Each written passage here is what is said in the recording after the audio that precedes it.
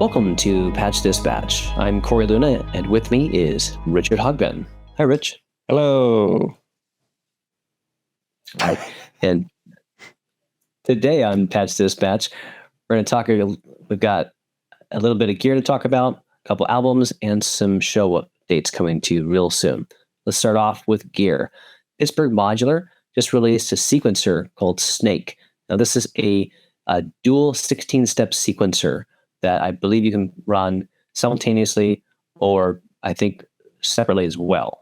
It is an open source programming. So if you're interested, you can go to their website and download the code and change it to your liking.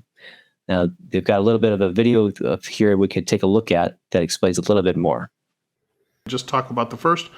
The way the user interface works is there's two channels, A and B, and you have a button down here in the bottom right. You have 2 rows of 9 buttons. So the top 8 buttons on each row are your steps 1 through 8, 9 through 16.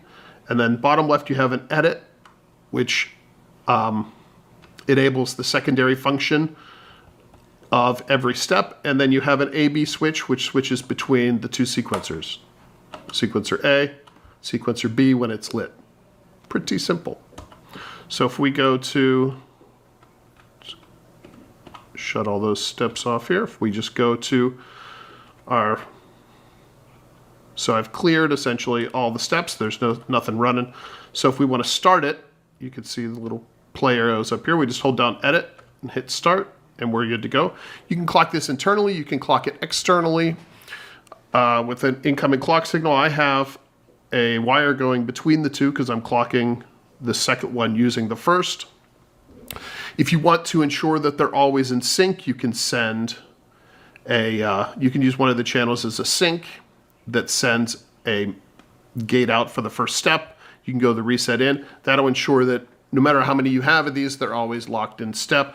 Cool. Yeah, what are your thoughts on the on snakes? It sounds pretty cool. I like the idea of it already. I love the gel buttons. It looks like a pretty simple sequencer that does a lot. And sounds like they really programmed it out so that you can control drums as the main focus on this sequencer. Mm-hmm. Yeah, I think I had mentioned before. It reminds me a little bit like I'm getting Moog Labyrinth sequencer a little bit from it because it's that dual sequencer running. Where you can sort of. I think you can add in some randomization and, different sequencer patterns and really get those two talking to each other. Yeah, it's cool. Yeah, this is a cool one. I like this a lot. Again, it's open. They said it's open source, so you can download the code and make your own version of it. Pretty much. I like the customability of it. Cool. Right, now going on to some albums. So today we just dropped from Borderlands Collective, their first EP, Manifesto 1. Now this is a collaboration between Lachlan Fletcher and Evan Buswell. And we know these guys from San Francisco. We were all part of what was it? Resonant Frequencies, when that was a live open mic for electronic musicians back in Oakland, about 2018 to about 2022. Yeah, that was a good time. Now, this is a great collaboration that they've been working on for a while, and they've been working remotely on doing this collaboration together. If you're familiar with Lachlan's work, he fills a room. He's typically using Surge as his main system, and you can really feel the transistors in that. It's like he has this ominous feel to the way that he performs, which, I don't know, it's not, but it's also warming at the same time. It's really neat. And then Evan Buswell, I've always known his work to be very melodic and always in tune and ambient and always kind of brings you into a space that, like, going to space almost and traveling through the stars. That's the kind of music I always hear from Evan. It's always really fun. So to have both of them working on this album together, that's very special to see someone from your community come together and create something beautiful. This is a really cool one. Let's have a listen to the second track, Meditation 2. Mm-hmm.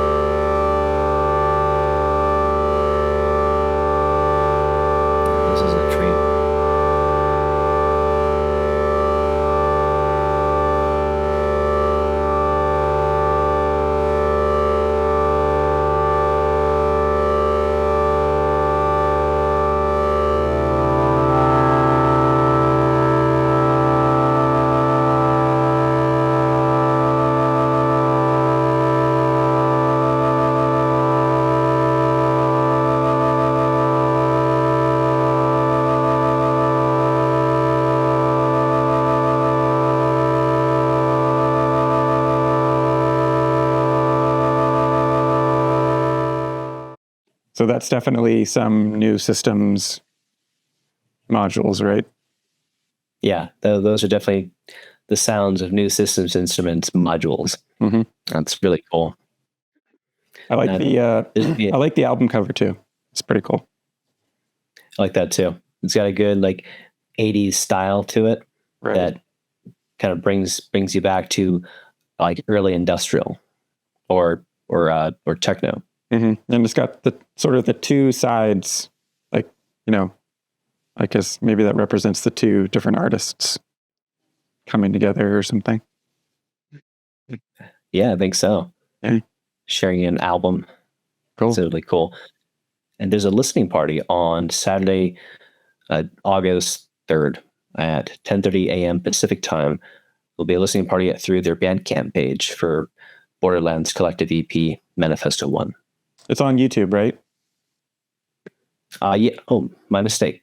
Yeah. That's right. It'll be on YouTube. Yeah, I have the channel up right now. Yeah, it's in 13 hours, 10:30 a.m. But you can buy their album on Bandcamp. That's right. Right. Yeah, but if you jump into the listening party, they'll have the chat going. You can hang out, check it out with everybody, ask some questions, buy some modules. Absolutely. Nice modules. And their EP is also on sale. It's a limited edition, I think, Digipack CD. Or no, I'm sorry, Jewel Case CD. Cool. Yeah. And there's another album we've got coming out that will be coming out later this year, possibly October, maybe November, from Audio Terrorist. We'll be releasing a 40th anniversary album. Now, this is going to be a collection of remastered works and new covers and reworking new ideas that he hasn't worked on in years. Now, this is something that he's putting together that is spanning the 4 decades that he has formed as Audio Terrorist. And if you follow along on his Bandcamp page, you can actually see on, I believe, what's the first album on there?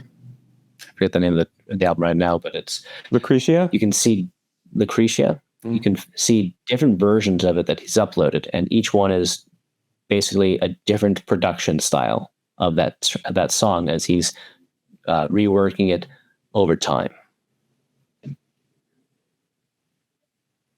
That's pretty cool.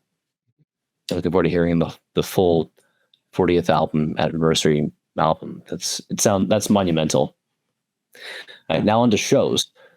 We've got monologues coming up with new systems instruments. Now, Rich and I spent the weekend, Evan, and up in Sonoma County, and had a wonderful time. Worked with him, just the three of us, shooting around his studio.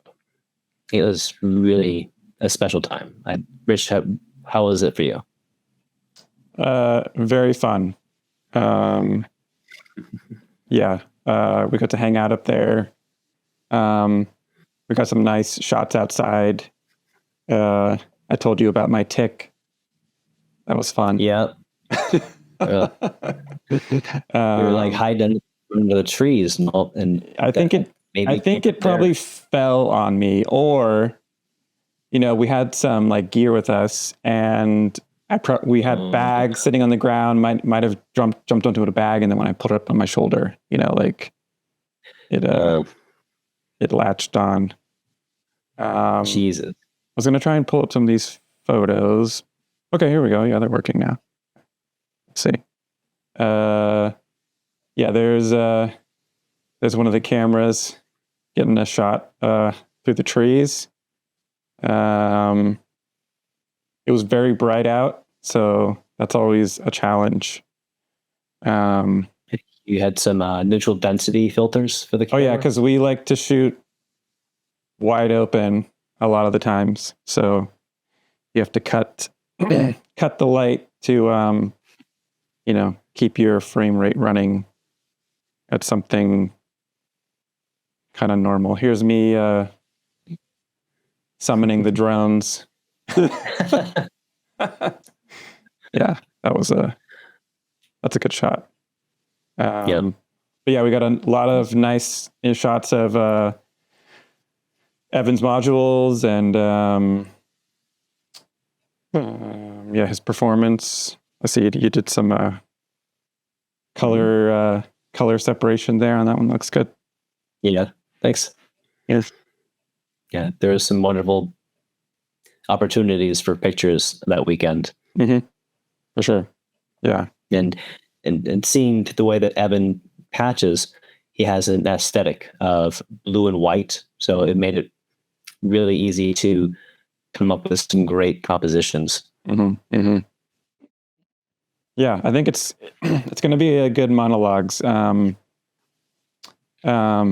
say it's not as like a little. It's like the Stevie's was a little more active, kind of. We're out in the city, and that we had that kind of vibe going.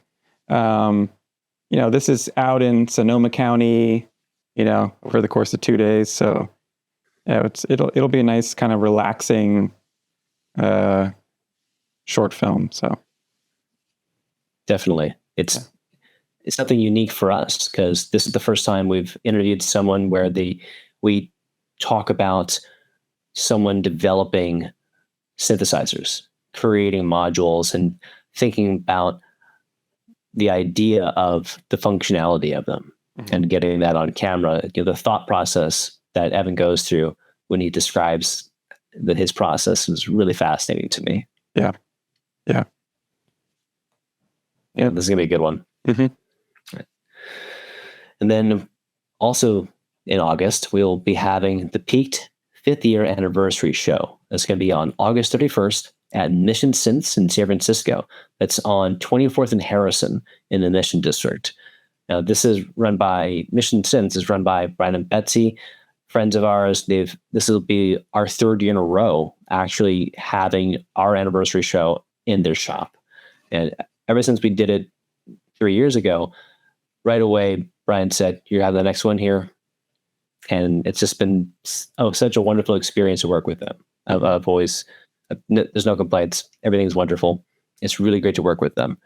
And we've got a great lineup too. We have Amy Lee, who has created her own musical app called Anilog. Really fun synthesizer engine that's designed to work on iPhone and iPad. She's going to do a demonstration for us, and we'll get to talk to her about developing her app. Then we've got Shipwreck Detective coming back. You probably saw him on monologues, and he recently performed last month as well for our friend Sheena Dom. And now he's going to come and perform for us live, which we've had him on Pete before, but this is the first time having him live. So I'm really excited to have Shipwreck Detective in a live set, and he puts on a show. He really does. He brings such an ambiance. This is exciting. And we're bringing back Sirnai, Carolyn Falk, who you might remember from, I believe, maybe Piqued number 8 from 2019. And I think it was December. I can't remember if it was November or December anymore. It was near the end of the year. We had Sirnai come on. And if you know Sirnai, she's been performing probably maybe since the 80s. She has a large library of industrial music and has been a big pioneer of that genre in electronic music for a long time. She'll be performing alongside with her friend Steve Bryson, who is a new name to me. I have yet to actually check out his music. When I had actually asked Carolyn Falk to come on, she asked if she could bring on a collaborator with her to play theremin. So I'm looking forward to seeing what's going to happen with this, because we've never had a theremin on the show, and I've always admired everybody who performs on theremin. It's such a complicated instrument. It seems so simple, but it's, from what I've heard, it's much more complicated than it really looks like. You think, oh, I just, you move your hand. You have your hand here, volume. You have your hand here, pitch. How hard could it be? And then you start going like this, and you make science fiction music sounds. Yeah, it's exciting. It's one of those instruments that's like easy to play, hard to master, or what would you call it? Because you can get sound out of it, and it sounds like crazy, eerie, weird kind of stuff, But to actually play a melody or notes, very difficult. Oh yeah. You really need to be well trained and understand that instrument and be in tune with that instrument to really perform on it. Yeah. So I'm very excited to see what's going to happen with this. And for the whole show, we have Fets doing video projection onto everybody for the whole show, or at least up on the wall, the way the Mission Sense typically does it. So I'm really excited to have him on the show. I think we've had him. I can't remember if we've actually had Fets on Peak before. I don't think we have. I think I just have worked with him on different occasions here and there, to him either performing or doing video projection, which I think that has made a focus for a while. Was he not at one of the streamed events? No. I could have sworn he was. I can't remember. Maybe he did it 3 years ago. Maybe. Yeah. Cool. That could have been him. Yeah, it's gonna be a lot of fun. But yeah, it's very exciting. So that's a lot already. It's going to be starting at 4:30 p.m. on August 31st at Mission Sense here in San Francisco. And I'm so excited that we're doing 5 years, and we're still able to do it in San Francisco. Kind of bringing it home, even though we have expanded what we do a lot, but we're still able to come back to the Bay Area. Yep. And then another interesting project that we're working on is the Sound of Logic Clangorium Peaked workshop. Date to be determined with tickets. Hopefully this month. We'll see. This is an interesting project that Rich, you pretty much pitched to me, and I'm always been 100% on this idea of having us do a workshop where we get to solder in a group and create a synthesizer. Could you tell us a little bit more about Clangorium? Yeah, so we wanted to do a workshop, and it's going to be at the Supply Frame Design Lab in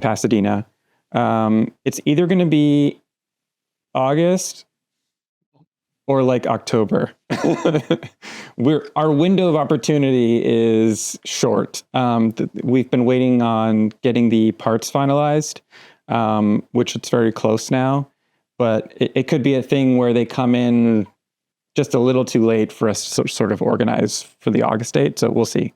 We'll just keep updating everybody as it goes. The good news is there will be a sponsor. DigiKey is sponsoring. So the tickets for the kit will be included, but limited. So if you're interested in doing that in Pasadena, jump on those as soon as you can. And then we'll have general admission tickets too for everybody else that wants to sort of come in and, listen to the talks and what else we have going on there. So it's going to be a lot of fun when we actually get it going. Good. And I'll be reserving one of the tickets to build it because I'm excited to learn. Yeah, for sure. It'll be fun. And then we've got also later this month in August, I'll be releasing a new episode of North Beats podcast. I interviewed Caleb Duarte recently, which we talked about him working on his 40th anniversary album. So I'm really excited to have that come out, and how he talked about his process is really fascinating to me because he is able to talk about this broad spectrum of technology getting better and better from when he started making music 40 years ago to now, where the technology has gotten so much easier to work with, like ergonomically, and also the way that you can use AI to remove elements from certain tracks that you couldn't do probably even 2 years ago. It's pretty amazing. And again, like, we'll have to have another interview with Caleb real soon because I need to talk to him about Metasynth next time. And we didn't get a chance to talk about it. We were talking for probably about 2 hours, and I am cutting our conversation down to at least 1 hour just to make sure it's digestible. That's all we have for you right now for Patch Dispatch. But stay tuned for everything and check out all these wonderful things that are coming up before the end of the year. All right, I'm Corey Luna, and Rich, good night. Patch on. Hey.